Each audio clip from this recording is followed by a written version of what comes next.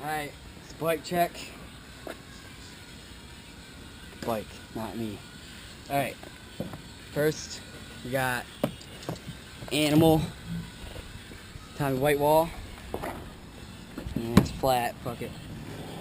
Got 2 stock fit rims, fully sealed. I got KMC drop buster, Eastern Medusa sprocket, stolen Singer cranks, animal pedals, premium refuse resist folding tire. Got a snafu fork out of Shadow Conspiracy Vultures bars, Sunday free stem, Animal Edwin grips. Fat kids in the backyard. Yeah, there's fat kids in the backyard. Oh, they ran. I got a felt pivotal seat, kink pivotal seat post, stock bottom bracket, stock headset.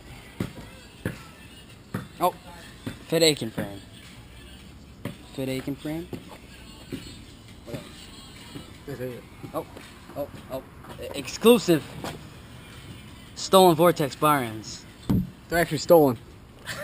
You can't find nothing like that.